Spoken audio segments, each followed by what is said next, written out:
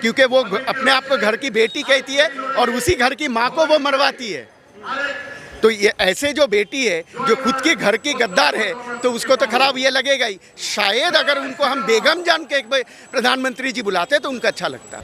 वंदे मातरम से क्यों समस्या सर? हम हिंदुस्तान में रहते हैं, यहाँ पैदा हुए, हम यहाँ मरेंगे, यहाँ की मिट्टी में हमको दफनाया जाएगा। ये जो कपड़ा पहनो ये भी हिंदुस्तान का है, ये जूता पहनो ये भी हिंदुस्तान का है, ये टोपी ये भी हिंदुस्तान का है। ममता बनर्जी जब उनको बैन किया जाता है 24 घंटे के लिए इलेक्शन कमीशन से, वो किसके पादेदेश में जाके बैठते हैं? Advocate barrister Mohandas Karamchand Gandhi. तो क्या बैरिस्टर मोहनदास करमचंद गांधी की पैदाइश बंगाल में है? वो बहिरागत नहीं हुए उसके हिसाब से। और यूपी से बिहार से जब इनके दूसरे पार्टी के जब नेता इनके प्रचार में आते हैं वो बहिरागत नहीं होते हैं।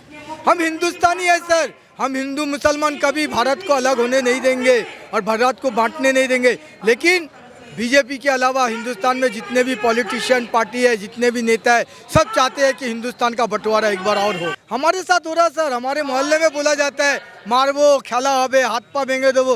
कई लोग ऐसे हैं बेशरम, हमको कपड़ा उठा के बोलते हैं, लुंगी उठा के बोलते खेला हबे, शर्म आना।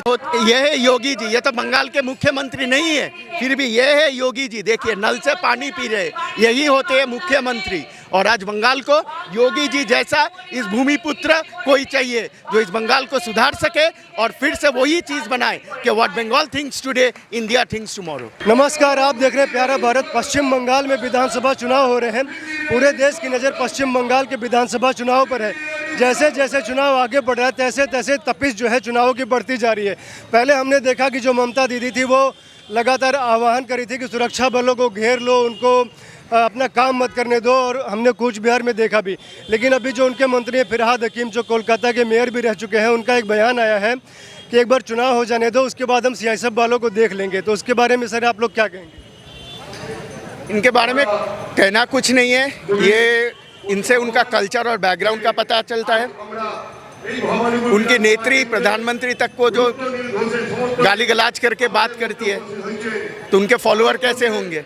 वो शायद जानते हैं कि ये जो टर्मिनोलॉजी सुअर इसने यूज़ किया है कैसे होते हैं, शायद उनके पीछे पले बड़े होंगे। हम लोग जो आए हैं वो तो हम लोग कीचड़ में कमल खिलाएंगे, सुअर नहीं। और उनकी ही जो रुचि है, जो बोलती है साले प्रधानमंत्री को देख लेंगे, तो उनके कैबिनेट में या उनके दल में जो लोग भी हैं वो तो ऐसे ही बात करेंगे, क्योंकि उन लोगों की कोई कल्चर नहीं है। ये भारतवर्ष की कल्चर नहीं है, ये बंगाल की कल्चर नहीं है, और ये पार्टी की भी कल्चर नहीं है।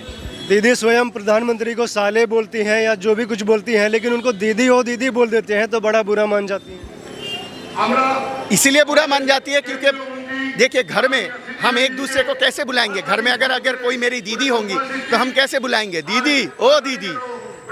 लेकिन उनको ये पता नहीं चलती है क्योंकि वो अपने आप को घर की बेटी कहती है और उसी घर की माँ को वो मरवाती है।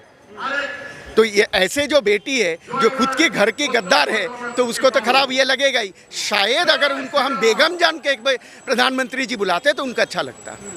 बेगम जान क्यों?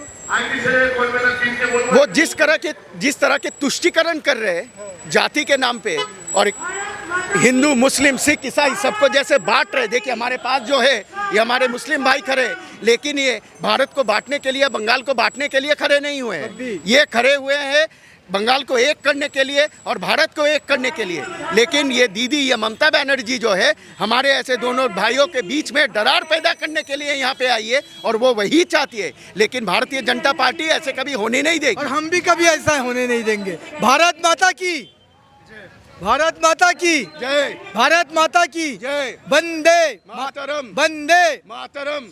सर आप वंदे मातरम का नारा लगा रहे हैं, लेकिन जो दीदी के लोग हैं, टीएमसी के लोग हैं, बोलते हैं कि मुसलमान को वंदे मातरम से समस्या है। वंदे मातरम से क्यों समस्या सर? हम हिंदुस्तान में रहते हैं, यहाँ पैदा हुए, हम यहाँ मरेंगे, यहाँ की मिट्टी में हमको दफनाया जाएगा। ये जो कपड़ा पहनो ये भी हिंदुस्तान का है, ये जूता पहनो ये भी हिंदुस्तान का है, ये टोपी ये भी हिंदुस्तान का है, सारा कुछ मेरा हिंदुस्तान का है। तो मैं क्यों? प्रॉब्लम इसी चीज़ से है क्योंकि उनको खुद को पता नहीं है वंदे मातरम का मतलब क्या है। वंदे मातरम है हम माँ की जयगान कर रहे हैं, इस मातृभूमि के जयगान कर रहे हैं। पूरी शब्द अगर दिखे जाए कि वंदे मातरम सुजलंग सुफलंग मलयज शीतलम सस्य श्यामलंग मातरम वंदे वंदे मातरम, ये पूरी सिर्फ बंगाल के लिए नहीं है, ये पूरी हिंदुस्तान के लिए है। और ये जो लिखी, जब ये जिस दिमाग से और जिस पर्पस के लिए लिखी गई थी, बंकिम बाबू ने जिस पर्पस को लिखा है, ममता बनर्जी उसी पर्पस को ख़त्म करना चाहती है। सामने रविंद्रनाथ टैगोर, बंकिम बाबू, इन सब को सामने रख के, ताकि जो बंगाली जो लोग यहाँ पे है वो लोगों को पता नहीं चले कि वो दीमक की तरह इस देश को और ये बंगाल को खाना चाहती है। वो दूसरी बात ये भी बोलती है कि हम लोग बहिरागत हैं। सिख कहाँ से बहिरागत हो गए? मेरा जन्म दुर्गापुर का है, तो मैं क्या बहिरागत हो गया? मेरा जन्म भारतवर्ष का है, मैं क्या बहिरागत का हो गया? और ये कह के ममता बनर्जी, जब उनको बैन किया जाता है 24 घंटे के लिए इलेक्शन कमीशन से, वो किसके पादेदेश में जाके बैठते हैं? Advocate barrister Mohandas Karamchand Gandhi. तो क्या बैरिस्टर मोहनदास करमचंद गांधी की पैदाइश बंगाल में है? वो बहिरागत नहीं हुए उसके हिसाब से। और यूपी से, बिहार से जब इनके दूसरे पार्टी के जब नेता इनके प्रचार में आते हैं, वो बहिरागत नहीं होते हैं। हम हिंदुस्तानी है सर, हम हिंदू मुसलमान कभी भारत को अलग होने नहीं देंगे और भारत को बांटने नहीं देंगे। लेकिन बीजेपी के अलावा हिंदुस्तान में जितने भी पॉलिटिशियन पार्टी है, जितने भी नेता है, सब चाहते हैं कि हिंदुस्तान का बंटवारा एक बार और हो। लेकिन यहाँ पे कोरोना हुई थी, जब यहाँ पे उसके पहले भी लोगों को खाने के लिए नहीं मिल रहा था, लोग एक एक दाने के लिए मोहताज हो रहे थे, तब उसके घर वाले थाईलैंड और बैंकॉक से सोने की तस्करी कर रहे थे। ये है उनकी नीति, ये है उनकी कल्चर। ये लोग शांति निकेतन, तो एक जो है वह रविंद्रनाथ टैगोर की शांति निकेतन है, और लोगों से लूटी हुई पैसे से उसने सामने ही यहीं पे एक शांति निकेतन बनाई हुई है, जो बना हुआ है पीसी और भाईपो का शांति निकेतन। शायद नीचे भी खोद देंगे तो कहीं लाश और सोने भी मिल जाएंगी। ये शांति निकेतन जो है ये किसका है, क्या पर्पस है इसका? हमने भी देखा है, क्या है? ये है अभिषेक बनर्जी का घर। आप जो, अगर आप पहले देखते हैं कि ये जो रास्ता है ये आर्टेरियल, मेन आर्टेरियल रोड है। आगे उनके घर के सामने जो एक एमपी है, एमपी मतलब जनसाधारण का वो जो नेतृत्व देते हैं, उनको रिप्रेजेंट करते हैं पार्लियामेंट में, उसके घर के सामने Z+ कैटेगरी की सिक्योरिटी देके आधे से रास्ता ब्लॉक करके ट्रैफिक जैम बना के वो अपना शांति निकेतन बना दी है। शांति निकेतन क्यों? ताकि वो शांति से रह सके और बाकी जो निकेतन है, जो बंगाल है, वहाँ पे अशांति बने रहे। यहाँ बंगाल में जितना अशांति बने रहेगी तभी उनकी शांति निकेतन में ही शांति रहेगी। और बंगाल की लोगों के आंसू से और खून से वो अपने शांति निकेतन रंग करके वहीं से खुशहाली से रहना चाहते हैं। तो इसका मतलब क्या हुआ है? ये नेत्री है, ये नेत्री नहीं है, ये तोषणकारी, शोषणकारी एक महिला है जो देश को दीमक की तरह अंदर से खोखला करते हुए जा रहे हैं। बॉर्डर में जो फौज खड़े होते हैं उनको फिर भी पता होता है कि सामने दुश्मन है और उनके ऊपर गोली चलाएंगे, और ये लोग ऐसे हैं कि ये समाज में रह के समाज को दीमक की तरह चाटे जा रहे हैं। हमको इतना दिन तक तो बंगाल के लोगों को पता नहीं चला था कि यही दिमाग है। जो भारतीय जनता पार्टी ने जो किया है वही अंदरूनी, जो घर के अंदरूनी जो शत्रु है उनको सामने निकाल दिया है, उनकी बेनकाब कर दी है। इसलिए इनको प्रॉब्लम हो रही है नरेंद्र मोदी जी से, अमित शाह जी से और भारतीय जनता पार्टी से, क्योंकि बंगाल की जनता अब त्राही मांग कर चुकी है। ऐसी सरकार चाहिए नहीं जो लोगों की निवाला छीन के, लोगों की चावल छीन के, लोगों की घर के छत छीन के अपना खुद का शांति निकेतन बनाए। ऐसे शांति निकेतन चाहिए नहीं कभी। और अभी इनको शांति से रहने भी नहीं देंगे हमारे मोदी जी। एक बार हुकूमत हमारे पश्चिम बंगाल में बन जाए ना, ये अशांति में तब्दील हो जाएगा। इनका रात का नींद हराम हो जाएगा सर। हिसाब देते देते जो है ना, इनके होलिया जो है ना खराब हो जाएगा। हिसाब नहीं दे पाएंगे। किसका पैसा है, कहाँ से लेके आए? गरीबों का पैसा है। पश्चिम बंगाल के गरीब आज फुटपाथ पे सोते हैं और ये आलीशान शांति निकेतन में सोते हो। सोचना चाहिए आपको। आप वो रिक्शा में कर रहे थे, रिक्शा से ले जाके आशुतोष कॉलेज में जाती थी, आज वो ऑडी, मर्सिडीज और फॉर्च्यूनर में जा रही है।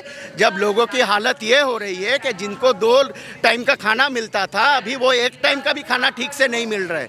ऐसी है बंगाल की नेत्री। चाहिए क्या ऐसी नेत्री किसी को भी? किसी को चाहिए भैया? नहीं चाहिए, नहीं चाहिए, किसी को भी नहीं चाहिए। पब्लिक जो है खामोश है सर। पब्लिक एकदम चुपचाप है, क्योंकि उनको मालूम है अगर हम रोड पे निकल के अगर दीदी के खिलाफ बोलेंगे, इनके गुंडे हमको मारेंगे। इसके लिए पब्लिक चुपचाप है। आने वाले दिन एकदम जगह पे लोग वोट डालेंगे। हमारे साथ हो रहा सर, हमारे मोहल्ले में बोला जाता है मारवो, ख्याला हबे, हाथ पा भेंगे दो। कई लोग ऐसे हैं बेशरम, हमको कपड़ा उठा के बोलते हैं, लुंगी उठा के बोलते ख्याला हबे। शर्म आना चाहिए। लुंगी उठा के खेला हो बे? हाँ, मतलब नंगापन, इनका कोई कल्चर नहीं है, किसी के साथ उठना बैठना है नहीं, अच्छे लोगों के साथ उठेंगे बैठेंगे तो दीदी तो बोलती है कि जो मुसलमान जितने भी हैं, एक हो जाके टीएमसी को वोट करें। नहीं नहीं नहीं, सब बीजेपी को वोट दे रहे हैं, मुर्शिदाबाद मालदा सभी जगह। अभी हमारे मुसलमान जो है, हमारे मुस्लिम माँ बहनें भी जागरूक हो गए, उनको पता है कि हमारे लिए कौन अच्छा है और कौन बुरा है, सब बीजेपी को वोट डालेंगे सर। मोदी जी अच्छे लगते हाँ, आने वाले दिन हम मोदी जी के साथ है, हम अच्छे लगते बोल के तो हमें आपके साथ बात कर रहे हैं। दूसरे लोग नफरत करते, मैं उनको बोलता हूँ नफरत नहीं, आप उस नफरत को मोहब्बत में बदल डालो, मोदी जी को गले लगाओ। देखो मोदी जी कहा था कि एक हाथ में कुरान और एक हाथ में कंप्यूटर, आपको पूरा हिंदुस्तान दे देगा, लेकिन शर्त यह है कि आपको देश का वफादार बन के रहना पड़ेगा। देश का गद्दार बन के रहोगे, हमारे जैसे मुसलमान आपको मार डालेगा। विपक्षी पार्टियां बोलते हैं कि बीजेपी सांप्रदायिक पार्टी है। सांप्रदायिक अगर होता तो हम हिंदुस्तान में टोपी लगाते ही नहीं घूम सकते थे सर। सांप्रदायिक बोल बोल के मुसलमानों को आज धोखे में रखा गया। बीजेपी सांप्रदायिक नहीं है, सांप्रदायिक ही है। जहाँ जहाँ बीजेपी की हुकूमत है वहाँ देखो कोई सांप्रदायिक नहीं है, कोई हिंदू मुस्लिम का लड़ाई नहीं है। और जहाँ जहाँ ये आए हैं, ये देखिए सब हिंदू मुसलमानों को लड़ा। बंगाल का कल्चर हिंदू मुसलमान नहीं था, इन्होंने ये इसको बंटवारा किया, लेकिन बंगाल के हिंदू मुसलमान समझते कि हम लड़ेंगे नहीं।